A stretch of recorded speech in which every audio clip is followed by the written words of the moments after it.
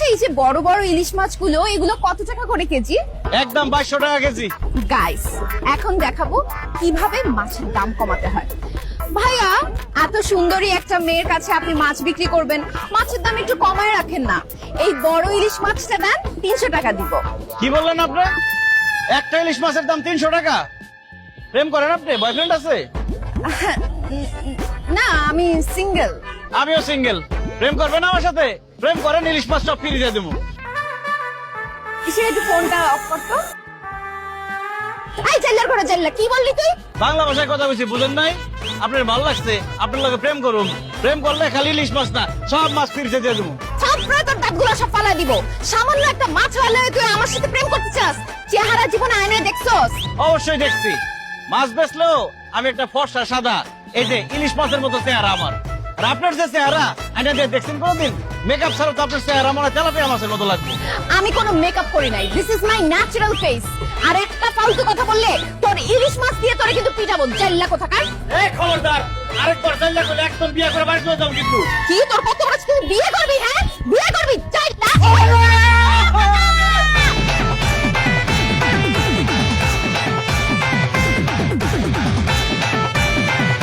মাছের মানুষ, মাছের মানুষ, মাছের মানুষ, মাছের মানুষ, মাছের মানুষ। এত সুন্দর করে পাঞ্জাবিটা আয়রন করার পরও কি ব্যাপার সুইটি? ঢাকা শহরে একজন বড় ব্যবসায়ী তার ছেলে আজকে তোকে বিয়ের জন্য দেখতে আসবে, তুই এখনো রেডি হসনি? বাবা তোমার মেয়ে এমনিতেই সুন্দর, রেডি হওয়া লাগবে না। পাত্রপক্ষ আমাকে এই অবস্থায় দেখলেই পছন্দ করে ফেলবে। আরে মা, এই পাত্র যেন তেন পাত্র না। ঢাকা শহরে তাদের বাড়ি গাড়ি ব্যবসা বাণিজ্য কোনো কিছুর অভাব নাই। তারা দেশ বিদেশ ঘুরে কত মডার্ন মেয়ে দেখে, তোকে দেখে মনে হচ্ছে না যে তারা পছন্দ করবে। এই জন্য তো বলছি মা, একটু সাজুগুজু করে একটু ভালোভাবে রেডি হয়ে নেই। বাবা তুমি তো আমাকে টেনশনে ফেলাই দিলা। তুমি আমাকে আগে বলবা না তারা যে এইরকম বড় লোক। ঠিক আছে আমি গিয়ে এখনই সাজগোজ করে আসতেছি, এমন সাজ দিব পাত্র আর পাত্রের বাবা আমার দিক থেকে চোখই ফিরাতে পারবে না। যা বা, তাড়াতাড়ি যা। শাহানা, এই শাহানা, কোথায়? আশ্চর্য, মেহমান একটু পর চলে আসবে, তুমি এখনো বাড়ি ঘর পরিষ্কার করো নি? আরে হয়ে যাচ্ছে তো, টেবিল গোছাচ্ছিলাম। রান্না বান্না করেছে তো? সব শেষ। আচ্ছা তুমি না বললে মেহমান তাড়াতাড়ি আসবে, কই এখনো তো তারা আসলো না? শাহানা, বড় লোকের বিরাট কারবার। তারা লেট করে ঘুম থেকে উঠবে, লেট করে তারা খাওয়া দাওয়া করবে, লেট করে কোথাও যাবে, আর সবাই তাদের জন্য অপেক্ষা করবে, এটাই তো স্বাভাবিক।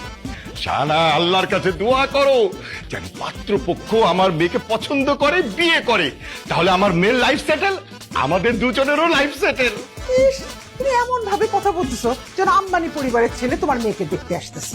শাহানা, যে পাত্র আর তার বাবা আসতেছে তার আম্বানি পরিবারের চেয়ে কোনো অংশে কম নাই।